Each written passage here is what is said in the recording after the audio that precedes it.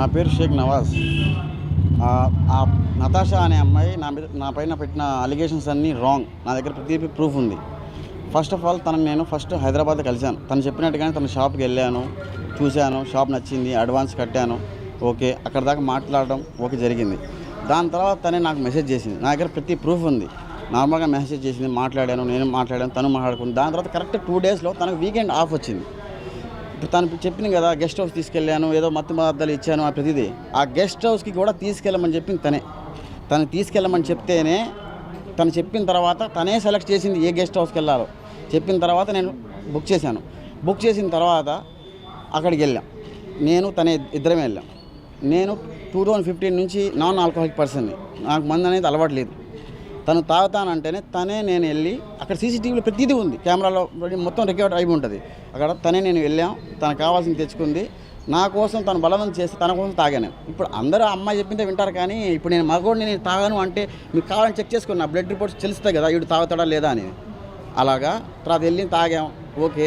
అక్కడ తాగిన తర్వాత ఇద్దరం కొంచెం జరిగింది, పడుకున్నాం, ఇద్దరం కలిసి అలా పడుకున్నాం. దాని తర్వాత తను ఏం చెప్పింది, నాకు ఆల్రెడీ 2 బ్రేకప్లు అయినాయి, నేను కోసేసుకున్నాను, చచ్చిపోయాను. దాని తర్వాత నేను 2 నెలలు రీహాబ్ సెంటర్లో ఉన్నాను. ఇప్పుడు నువ్వు నన్ను వదలకూడదు, నువ్వు వదిలితే నేను మళ్ళీ చచ్చిపోతాను అని చెప్పి ఎమోషనల్ బ్లాక్మెయిల్ చేసింది. నేనేంద్రా అంటే 3 రోజులు 4 రోజులు కరెక్ట్ 4 రోజులు కలిసిన అమ్మాయి రిజల్ట్కి దాకా తీసుకెళ్ళి ఇక్కడ దాకా వచ్చిన తర్వాత ఇప్పుడు ఇలా ఏం మాట్లాడుతుందో నాకు అర్థం కావట్లేదు అని చెప్పి నేను అక్కడి నుంచి వచ్చేసాం. ఇంకా తనకి ఆ రోజు నెక్స్ట్ డే మార్నింగ్ ఇంటి దగ్గర దింపేసిన తర్వాత చెప్పా, నాకు ఆల్రెడీ మ్యారేజ్ అయింది, నాకు 2 పిల్లలు ఉన్నారు, ఇలా నేను వచ్చింది ఇక్కడ పని చేసుకోవడానికి. అప్పుడు నేను అక్కడ ట్రేడింగ్ షాప్ పెట్టాను అనమాట. తను ఏం చెప్పింది, సరే నీకు పెళ్ళిళ్ళైనా పర్లేదు, నీకు కావాలంటే సెకండ్ వైఫ్ లాగానే ఉంటాను, కానీ రేపు ఒకవేళ మా అమ్మ వాళ్ళకి తెలిస్తే ఎవరికి చెప్పకు, నీకు పెళ్ళినట్టు పిల్లలు ఉన్నట్టు ఎవరికి చెప్పకు. ఎలాగో నువ్వు హైదరాబాద్లో ఉంటావు, ఎప్పుడో ఒకసారి నెలకు ఒకసారి పోయి వస్తూ ఉంటావు నెల్లూరుకి, అంతే కదా, ఎవరికి ఏం చెప్పాల్సిన అవసరం లేదు, నువ్వు ఎవరికి ఏం చెప్పబాక అని చెప్పింది. సరే ఓకే అని చెప్పి కరెక్ట్గా వితిన్ 3 డేస్లో 4 డేస్లో వాళ్ళ అమ్మ చాటింగ్ చూసేసిందంట. నాది నతాషాది వాళ్ళ అమ్మ చాటింగ్ చూసేసిందంట. ఎవరు అబ్బాయి, మా కింద షాప్ తీసుకున్నాడైనా పిలువు అని చెప్పి.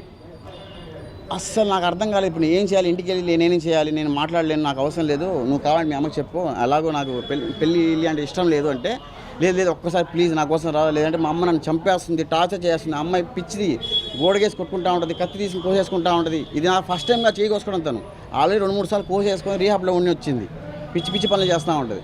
ఇంకా సరే నాకు భయం వేసింది, అమ్మ దేనికి రా బాబు, నేను ఏదో పని చేసుకోవడానికి వచ్చాను, ఇప్పుడు ఇవన్నీ తంట దేనికి లేని, సరే ఒకసారి వెళ్ళి మాట్లాడదామని వెళ్ళా. 3-4 రోజుల ముందే కలిసాం.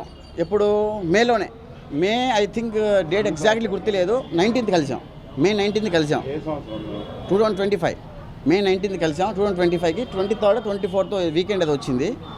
జస్ట్ 3-4 రోజుల్లోనే రిసార్ట్కి వెళ్ళాం అనమాట.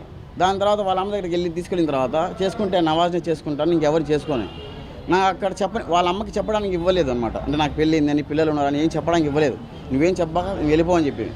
అక్కడి నుంచి వాళ్ళ అమ్మ ఏమో, అది కాదు బాబు, మీరు హిందూస్, మీరు ముస్లిమ్స్ అంటే, నాకు అలాంటి పట్టింపు లేదా అంటే నేనే మాట్లాడాను, నాకు అలాంటి ఏం పట్టింపు లేదంటే తనకి ఏం లేదంట కదా, తర్వాత మాట్లాడుకుందామని చెప్పి. దానికి కరెక్ట్గా 3 days 4 days అయింది అంతే, ఎగ్జాక్ట్లీ, లేదంటే 1 week. అమ్మ కూతురు నేరుగా రిజిస్టర్ ఆఫీస్ వెళ్ళిపోయారు. నా దగ్గర ప్రతి డేట్ చెప్తాను నేను. మే 25th 26th తర్వాత మే 28th 29th వాళ్ళు రిజిస్టర్ ఆఫీస్కి వెళ్ళిపోయి ఆధార్ కార్డు పంపు, అర్జెంట్ ఆధార్ కార్డు పంపు, రిజిస్టర్ ఆఫీస్లో రిజిస్టర్ మ్యారేజ్ చేయించేద్దాం, రిజిస్టర్ మ్యారేజ్ చేస్తే 1 month 40 days తర్వాత డేట్ దొరుకుతుందంట కదా. వాళ్ళ అమ్మ ఎలాగైనా పెళ్లి చేయించేయాలి వీళ్ళకి, రేపటి రోజు ఎక్కడ వదిలేస్తాడో, ఎందుకంటే ఆ అమ్మాయిని ఎవరు చేసుకోవడం ముందు రావట్లేదని చెప్పి వాళ్ళ అమ్మ ప్రయత్నం. అది నాకు అర్థం కాలేదు. 10 సార్లు ఫోన్ చేశారు ఉదయాన, నేను ఎత్తలేదు. నేను లేచింది 11 గంటలకేమో, ఫోన్ ఎత్తట్లేదు, వాడు ఇంకా రాడు, అయిపోయింది సంవత్సరం అని భయపెట్టేసిందంట వాళ్ళ అమ్మ. మళ్ళీ ఫోన్ చేసిన తర్వాత నేను ఆధార్ కార్డు ఎందుకు పంపాలరా అని అనిపించిన. ఇప్పుడు నేను హిందువుగా మారాను, అవన్నీ మారాను, తనకు కూడా ముస్లింగా మార్చాలంటున్నాను కదా, అవన్నీ టోటల్ ఎవ్రీథింగ్ ఫేక్ అనమాట. ఎందుకంటే హిందూగా నేను మారే పని అయితే రిజిస్టర్ ఆఫీస్లో నా ఒరిజినల్ ఆధార్ కార్డు ఎందుకు ఇస్తాను? నేను ఒరిజినల్ ఆధార్ కార్డుని ఎందుకు ఇవ్వాల్సిన అవసరం ఉంది? కావాలంటే దానిలో ఫేక్గా ఇచ్చేసేవాడిని కదా, అని చెప్పించేవాడిని కదా. ఫేక్గా అయితే నా ఒరిజినల్ ఆధార్ కార్డు ఇచ్చి మొత్తం ఇచ్చి తర్వాత ఇప్పుడు మా కజిన్స్ ఉన్నారు కదా, ఇప్పుడు అందరు కజిన్స్ మీద అందరూ నాకు తప్పు చేశారు, ఏదో రేప్ చేశారని మాట్లాడుతుంది కదా. వాళ్ళకు వేళ అంత తప్పు చేసి ఉంటే ఆ రిసార్ట్కి వెళ్ళిన తర్వాత నుంచి 3 months వరకు వాళ్ళతో పాటే ప్రతిరోజు వాళ్ళ అమ్మ, కూతురు, చెల్లెళ్ళు అమ్మాయి ప్రవర్తన ఎలా ఉంటుంది తెలియదు నాకు 2 days ఎలా తెలుస్తుంది ప్రవర్తన. నాకు ఆ రిసార్ట్కి వెళ్ళి వచ్చిన తర్వాత తెలుస్తుంది. ఏం తెలుసా, ఎమోషనల్ బ్లాక్మెయిల్. నాకు ఆల్రెడీ ఇలా జరిగింది, నాకు నాన్న లేడు, మామయ్యలు ఉన్నారు పట్టించుకోరు, మేము ముగ్గురు ఆడవాళ్ళమే, నువ్వు దొరికావు అనుకున్నాను, ఇప్పుడు చూస్తేనో ఇప్పుడు నువ్వు పెళ్ళయింది అంటున్నావు, సరే అందరినీ వదిలి. నాకు అసలు ఎందుకు నా ఫ్యామిలీ మొత్తం ఎందుకు పాడు చేస్తున్నారు, అసలు నా ఫ్యామిలీ పరువు ఎందుకు నాశనం చేస్తున్నారు. ఇన్ని రోజులు వాళ్ళ ఇంట్లో నన్ను పెట్టుకున్నారు. అక్కడ నాకు ప్రాబ్లం అయింది. October 12కి నేను అక్కడి నుంచి వెళ్ళిపోయా. October 12 నుంచి వెళ్ళిపోయాను నేను. దాని తర్వాత బెంగళూరు నన్ను పట్టుకున్నారు. బెంగళూరు పోలీస్ స్టేషన్కి వెళ్ళాం. నేను ఉన్నందులో చెప్పాను, అవును సార్ నేను మనీ అనేది తీసుకున్నారా, ఆ మనీ నేను తీసుకున్నాను, ఇద్దరం కలిసి బిజినెస్ చేసాం, నేను నతాషా కలిసి బిజినెస్ చేసాం, అది లాస్ అయ్యింది. వాళ్ళ అమ్మ టార్చర్ ఎలా ఉందంటే, నువ్వు ఎక్కడైనా చచ్చిపో, నతాషాకి చెప్పేది వాళ్ళ అమ్మ, నువ్వు ఎక్కడైనా చచ్చిపో, మా డబ్బులు మాకి, నువ్వు ఆడని చచ్చిపో, అది నీ డబ్బులు కాదు, అది మా డబ్బులు మాకి, నువ్వు మీ ఓడు ఆడని పోయి సావండి, ఇలా టార్చర్ పెట్టేది. ఆల్రెడీ నతాషా 2-3 సార్లు కోసుకుంది వాళ్ళ అమ్మ చేసిన పనులకి. ఇంకా అమ్మ కూతురు చెల్లెలు చేసే టార్చర్కి నేను కూడా ఊరేసుకున్నాను. ఊరేసుకుంటే నతాషా పొడుగు ఉంటుంది కదా, తను వచ్చి నేను ఇలా పట్టుకుంది, తను వచ్చి పట్టుకుంటే నేను బతుకున్నా ఇప్పుడు. అలాగని చెప్పి వాళ్ళ అమ్మ చేసిన పని ప్రతి దాని వాళ్ళ టార్చర్కే అసలు నేను అక్కడ ఉండలేకపోయా. ఉదయం లేస్తుంది, ఉదయం లేచినప్పటి నుంచి సాయంత్రం వరకు టార్చర్. ఏదో పెట్టారంట. అవును చేసుకున్నాను ఒరిజినల్ నా డాక్యుమెంట్స్ పెట్టే చేసుకున్నాను. నాకు ఆల్రెడీ పెళ్ళి అయింది. ఆ పెళ్ళి అయిందని తెలిసి తనకి తెలుసు. కానీ తనని చచ్చిపోతాను నువ్వు లేకపోతే, మా అమ్మకి నన్ను చంపేస్తుంది, నీతో పాటు నేను తిరుగుతున్నా అని చెప్పి అని టార్చర్ పెడితే నేను పెళ్లి చేసుకున్నా అని చెప్పి తర్వాత తెలిసింది. రిజిస్టర్ ఆఫీస్లో, పంజాకోట్లో అనుకుంటా, పంజాకోట్ పోలీస్ స్టేషన్ అనుకుంటా, పంజాకోట్ పోలీస్ స్టేషను. ఇక్కడ రిజిస్టర్ ఆఫీసు. నేను వాళ్ళ దగ్గర లేను. నేను ఇన్ని రోజులు ఎక్కడో బయట ఉన్నాను, ఏదో పని చేసుకుంటూ బతుకుతున్నాను. ఎందుకురా అంటే నాకు ధైర్యం సరిపోలేదు, తనకి ఏం చెప్పాలి ఏంటి అని. ఇప్పుడు తను పెట్టిన అలిగేషన్స్ అన్నీ ఫేక్ కాబట్టి నేను ముందుకు రావాల్సి వచ్చింది. 100% ఇది అంతా ఫేక్, 100% ఫేక్. ఎందుకంటే నేను ఉన్న ఇల్లు ఉంది కదా, ఆ ఇంటికి ఎంట్రన్స్లో CCTV కెమెరాలు ఉన్నాయి, ఓకేనా. అదే రోజు వాళ్ళ అమ్మ, వాళ్ళ చెల్లెలు, నతాషా, ఇంకా నా కజిన్స్ ఉన్నారు కదా, ఫ్రెండ్స్, నా తమ్ముళ్ళు, ఒక 4, నా తమ్ముళ్ళు ప్లస్ ఇంకో ఫ్రెండ్ అబ్బాయి అనమాట. వాళ్ళందరూ ఇంట్లో కూర్చొని పార్టీ చేసుకున్నారు.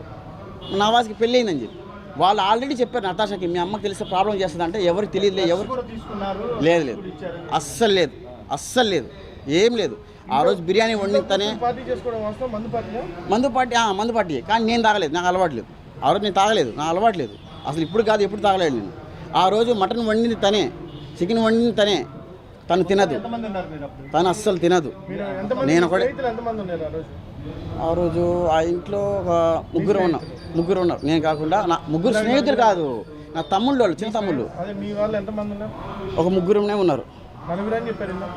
ముగ్గురు నా తమ్ముడు ఒకడు, షారు అనే అబ్బాయి ఒకడు, ఇంకో 2 ఉన్నారు. ఆ రోజు ఏంది వాళ్ళ అమ్మ అంతా మొత్తం వంటకం చేసింది, లేదు 100% జరగలేదు. దాని తర్వాత కూడా చాలాసార్లు మేము సినిమాకి వెళ్ళాం అందరం, తెలిస్తే అమ్మ ఏం చేయదు.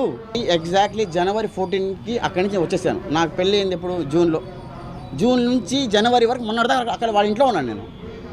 ఒకవేళ అంత చేసి ఉంటే నాలాంటి అసలు ఒక అమ్మాయి గురించి నేను అంత చచ్చిపోతానని చెప్పి బాధపడి చచ్చిపోతానని భయపిస్తుంటే ఆ అమ్మాయి పెళ్లి చేసుకున్న వాడిని ఇలాంటి పనులు చేయాల్సిన అవసరం నాకేంటి. నేను ఉన్నది 100% వాళ్ళ ఇంట్లో ఉన్నా, ప్రూఫ్ ఉంది, వాళ్ళ ఇంట్లో CCTV కెమెరాలు ఉన్నాయి. మొన్నటి వరకు January 12 వరకు అక్కడే ఉన్నాను. 12కి వాళ్ళ ఇంటికి వెళ్ళి చెక్ చేయండి. నేను ఒక టీ-షర్ట్ ప్యాంట్ వేసుకొని, అది కూడా రావాల్సి ఎందుకు వచ్చింది, ప్రతిరోజు ఉదయం నుంచి సాయంత్రం వరకు వాళ్ళ అమ్మ నతాషాకి పెట్టే టార్చరు ఒక సైకోలా మాట్లాడుతూ ఉంటుంది. ఒకసారి ఇలాగా ఒకసారి అలాగా. ప్రతి ఒక్కరు ఏంద్రా అంటే అమ్మాయి సైడ్ ఆలోచిస్తారు, కానీ నేను పడ్డ బాధ ఎవరికి తెలియదు. ఇంకోటి ఇంకా పర్సనల్ విషయం చెప్పాలంటే, సెక్స్ అనేది పిచ్చి నతాషాకి. ఎంత పిచ్చి అంటే ఎన్నెన్నో ట్యాబ్లెట్లు తీసుకొచ్చేది, 24 గంటలు అదే పనిలో ఉన్నన్ని రోజులు. అది వాళ్ళ అమ్మోళ్ళు మా ఇంట్లో ఉన్నప్పుడు వాళ్ళ అమ్మని కూడా పంపించేసింది, నువ్వు వెళ్ళిపోమ్మా, మాకు అడ్డంగా ఉన్నావు, మీరు మీ ఇంటికి వెళ్ళిపోండి, మేము రెంటింట్లో ఉంటాం, మమ్మల్ని ప్రేమగా ఉండట్లేదు, మేమిద్దరం కలిసి ఉంటే నీకు సంతోషం లేదని చెప్పి వాళ్ళ అమ్మ మీద కోపం, అలాగనమాట. దాని తర్వాత నేను అక్కడి నుంచి January 12కి వెళ్ళిపోయా, బయటకు వచ్చేసా. నాకు తట్టుకోలేక నా కూతురికి, నా అమ్మ గురించి, నా పిల్లం గురించి 24 గంటలు ఒకటే గలీజ్ మాటలు మాట్లాడుతూ ఉంటే తట్టుకోలేక ఆ అమ్మాయి ఏం చేసుకుంటుందో అని భయం నాకు. మళ్ళీ నేను చచ్చిపోతాను 24 గంటలు, ఇది ఇంకెన్ని రోజులు రా, నేను బయటికి వెళ్ళి పోలీసులకు వెళ్దాం అనుకున్నాను. ఇంకా బయటకు వచ్చేసాను. ఆ అమ్మాయి పెట్టిన ప్రతి అలిగేషన్ ఫేక్. దానికి నాకు ప్రూఫ్స్ కూడా ఉన్నాయి, 100% ప్రూఫ్స్ ఉన్నాయి. ఎవరెవరితో ఎలా మాట్లాడేది, ప్రతి ఒక్కరు వదినానే మాట్లాడేవాడు. తనే షాపింగ్కి తీసుకెళ్ళేది, తను ప్రతి రే నీకు ఇది కావాలి నువ్వు కొనుక్కో అని కొనిచ్చేది. ఇల్లు కూడా కొనిచ్చేవాళ్ళు ప్రతిదీ వదిన అని చెప్పి. ఇంకా అలాగే చాలా ప్రూఫ్స్ ఉన్నాయి. అలా తప్పు చేసిన తర్వాత అయితే వీళ్ళందరూ మాట్లాడరు కదా, వీళ్ళతో అందరితో అవసరం లేదు కదా తప్పు చేసి ఉంటే. ఎవరికి సంబంధం లేదు. నేను చేశాను తప్పు ఏంది, మా ఇంట్లో వాళ్ళు చెప్పకుండా నేను పెళ్లి చేసుకోవడం, అది నేను చేసిన పెద్ద తప్పు. ఒకవేళ మా ఇంట్లో వాళ్ళు చెప్పుంటే వాళ్ళని హెల్ప్ చేసేవాళ్ళేమో. ఈ అమ్మాయి బ్లాక్మెయిల్ చేయడం వల్ల నేను ఏం చేస్తానో అసలు నాకేం అర్థం కాక, మంచిగా చెడా ఏం అర్థం కాక, తను బాగుంటుంది లే, సరే మెల్లగానే చెప్పుకోవచ్చులే అని చెప్పి నేను నా ఆధార్ కార్డు ఇచ్చి తప్పు చేశాను. ఆధార్ కార్డు ఇచ్చాను, రిజిస్టర్ ప్రకారం పెళ్లి చేసుకున్నాను. పెళ్లి చేసుకున్న తర్వాత తనకు ఖర్చు పెట్టాను, ఎంతో ఖర్చు పెట్టాను. ఫ్లాట్లు కానీ, ఆ ఫ్లాట్ కానీ, ఈ రెంట్లు కానీ, షాపింగ్ కానీ జరగలేదు. తన షాపింగ్ అని చెప్పి, డ్రెస్సింగ్ అని చెప్పి, బంగారం అని చెప్పి, అస్సలు అది ఆ కేసే లేదు. 100% ఆ లవ్ జిహాద్ అని ఎందుకు ఉంటుంది సార్? నేను చేసుకున్న అమ్మాయిని ఎవరితో ఎందుకు పెట్టిస్తాను? లవ్ జిహాద్ అనేది ఏంటి అసలు మీరు చెప్పండి. లవ్ జిహాద్ అని అడుగుతున్నారు కదా, ఏంటిది అసలు ఆ కేసు అంటే ఏంటి? నేను తనకి ఇష్టపడ్డాను, తను నన్ను ఇష్టపెట్టి పెళ్లి చేసుకుంది, ఓకేనా? మొదటి వివాహం కాదు కదా. అవును సార్, నాకు మొదటి వివాహం కాదు. తనకు తెలుసు కదా, తనకు తెలిసే కదా చేసుకుంది. వాళ్ళ అమ్మకి తెలియదేమో. తనకు తెలుసు తను చచ్చిపోతా అంటే చెప్తా ఉంటే సార్, తనకి మీరు మెడికల్ ఒకసారి చెక్ చేయండి. తను రీహాబ్లో వచ్చింది. కాసేపు 10 నిమిషాలు తను మాట్లాడుతూ ఉంటే తన గోడ వేసి కొట్టేసుకుంటుంది, జుట్టు పీకేసుకుంటూ ఉంటుంది. తన గురించి మీకు తెలియదు, నేను చూసాక చెప్తున్నాను. దానివల్లే నేను ఇంత చేయాల్సి వచ్చింది. ఇన్వెస్టిగేషన్ చేయమని సార్, నేను ఇన్వెస్టిగేషన్ చేయని చెప్పండి, నేను కూడా సాక్ష్యాలన్నీ ప్రొవైడ్ చేస్తాను. దాని తర్వాత మీరే ఏం చేయాలో చేయొద్దు. కానీ నేను తప్పు చేసి ఉంటే ఇప్పుడు మీడియా ముందు రావాల్సిన అవసరం నాకు లేదు. ఇప్పుడు ఇన్ని రోజులు నేను ముందు రాలేదు. ఇప్పుడు ఎందుకు వచ్చానంటే ఆ అలిగేషన్స్ వల్ల. ఎందుకురా అంటే తమ్ముళ్ళలాగా అన్నల్లాగా 24 గంటలు వాళ్ళతో తిరిగింది సార్. ఎన్నో సినిమాలు చూసాం. ఒక సినిమాకి వెళ్ళాలంటే అందరు కలిసి 10,000 15,000 అయ్యేది. ఖర్చంతా నాది. ఆ ఫ్లాట్లో ఉన్నాం, 24 గంటలు వంట. తను నిజం చెప్తున్నాను కదా, తను చికెన్ నా కోసం వండేది. వాళ్ళ ఇంట్లో వండుకొని నాకు పంపించేది స్విగ్గీలో, తిను అని చెప్పి. అసలు నువ్వు వెజిటేరియన్ కదా, నీకు ఎలా వండుతావు అంటే, నాకు ఆశాస్ కిచెన్ అని నాకు ఇంట్రెస్ట్ ఉంది, నాకు అన్నీ వండడం తెలుసు, నాకు ఇష్టం, నీకోసం నేను వండుతాను ప్రేమగా అని చెప్పి పంపించేది తనే. కానీ నేను ఎప్పుడు లైఫ్లో తనని అసలు చికెన్ తినమని బలవంతం చేయలేదు. తను ఎప్పుడు తినలేదు. నేను షేక్ నవాజ్గానే ఉన్నాను, తను షేక్ నతాషా లాగా తనకు అలాగే ఉంది. నేను నవదుర్గ అని చెప్పి పేర్లు చెప్తా ఉన్నాను కదా, నవదుర్గ అని చెప్పి వాళ్ళు చెప్పేవాళ్ళు. వాళ్ళ అమ్మ వచ్చి ఇంట్లో అడిగేది ప్రతిరోజు, గుడికి వెళ్దాం రా అని. తనకేంద్రా అంటే నవాజ్కి ఇష్టం లేదు కదా, నవాజ్ రాడేమో, నేను రానులే అని చెప్పేది. సరే నేను చెప్పాను పోదాం పని చెప్పి వాళ్ళతో పాటు నేను కూడా వెళ్ళేవాడిని సార్. ఇప్పుడు తను ఏడుస్తూ కూర్చునేది, మా అమ్మ తిడుతుందని చెప్పి గుడికి రావట్లేదని. సరే వెళ్దాం పని చెప్పి నేనే తీసుకెళ్ళేవాడిని గుడికి. పోతే పోని. అసలు నా దగ్గర ఫోనే లేదు సార్, నా దగ్గర ఫోనే లేదు. నేను జనవరి 12 నుంచి ఇప్పుడు దాకా ఎవరిని కాంటాక్ట్ అవ్వలేదు. ఈ వీడియోస్ వల్ల ఇలా వచ్చిన దానివల్ల ఎందుకు లేని పోనీ పెడుతున్నారు. ఆ అమ్మాయి ఇష్టపడి నన్ను చేసుకుంది. సరే ఇంకోటి సార్, అలా బెంగళూరులో కేసు అయింది. బెంగళూరులో అక్టోబర్ 14 కేసు అయింది. కేసు అయిన తర్వాత అక్కడి నుంచి వాళ్ళ అమ్మ వచ్చింది, నతాషా వచ్చింది, నన్ను తీసుకొచ్చారు. ఇప్పుడు నెల్లూరుకి వెళ్తే నెల్లూరులో కేసు చేసుకుంటే క్లియర్ అయిపోద్ది అని అందరూ మాట్లాడుకుంటా ఉన్నాం. నెల్లూరుకి వచ్చేద్దాం, పోలీస్ స్టేషన్లో మాట్లాడదాం, ఏం చేయాలో చేద్దాం, ఏదో అందరూ తెలిసిపోయింది కదా. అప్పుడు తెలిసింది వాళ్ళ అమ్మకి నాకు 2 పెళ్ళిందని చెప్పి వాళ్ళ అమ్మకి అప్పుడు తెలిసింది. కానీ నతాషాకు ముందే తెలుసు. కానీ ఇప్పుడు నువ్వు నెల్లూరుకి వెళ్ళకూడదు, నతాషాని తీసుకుని అక్కడికి వెళ్ళిపో, కావాలంటే కావాలంటే మా ఇంటికి వచ్చేయి. అప్పుడు దాని తర్వాత విజయవాడకి వెళ్ళాం. ఇదా ఈ మాట అక్టోబర్ 14 అక్కడ బెంగళూరులో. దాని తర్వాత అక్టోబర్ 14, 15 వాళ్ళ అమ్మ అక్కడి నుంచి వెళ్ళిపోయింది. మేము ఆడిని చేసాం, కేరళకి వెళ్ళాం, 1 డే ఉన్నాం. మళ్ళీ అక్కడి నుంచి విజయవాడకి వచ్చాం, ట్రైన్ వచ్చాం. విజయవాడ ట్రైన్లో వచ్చి విజయవాడలో ఒక 4 to 5 days ఉన్నాం. దాని తర్వాత వాళ్ళ అమ్మ వచ్చింది అక్కడికి విజయవాడకి వచ్చి తను తీసుకెళ్ళి ఇంట్లో పెట్టుకుంది. బయటికి వెళ్ళబాక అని చెప్పింది. బయటికి వెళ్ళబాక, మీ ఫ్యామిలీ వాళ్ళు వస్తారు, నేను తీసుకెళ్ళిపోతారని చెప్పి వాళ్ళమ్మే అన్నీ చూసుకుంటూ ఉండేది. అన్నీ మనకు ఏం కావాలని తీసుకొచ్చేది. ఇంట్లో బయటికి వచ్చే వాళ్ళం కాదు. ఎప్పుడో రాత్రి ఒకసారి బయటికి వచ్చి గుడికి వెళ్ళేవాళ్ళు, అంతే. వెళ్తాను సార్, అంతే. నా దగ్గర ప్రూఫ్స్ ఉన్నాయి. ఇప్పుడు ఇన్వెస్టిగేషన్ చేస్తేనే కదా నేను నిరపరాధని తెలిసేది. నేను తప్పేం చేయలేదు, అందుకే ముందుకు వచ్చాను. నేను తప్పు చేసి ఉంటే నా ముందుకు రావాల్సిన అవసరం లేదు, నేను ఎటో పారిపోయేవాడినేమో. కానీ నేను తప్పే చేయనప్పుడు అనవసరంగా అందరి ముందు వేయాల్సిన అవసరం ఏంటి? నేను మీడియా దగ్గరకు వచ్చాను, ఇప్పుడు పోలీస్ దగ్గర కూడా వెళ్తాను, ఫర్దర్గా వెళ్తాను. ఇన్వెస్టిగేషన్ జరగాలి కదా, నాకు మాత్రం న్యాయం జరగాలని నేను కోరుకుంటున్నాను. ఇప్పుడు అందరూ అమ్మాయి సైడ్ వింటారు కానీ అబ్బాయి సైడ్ వినరు. కానీ నేను తప్పు చేశానని నాకు తెలిసింది. నేను తప్పు చేసిన తన మ్యారేజ్ చేసుకోవడం ఒకటే. కానీ అది కూడా నేనేం ఫేక్ పెట్టుకుని చేసుకోలేదు. నా ఒరిజినల్ నేమ్ ఒరిజినల్ డాక్యుమెంటే పెట్టి చేశాను.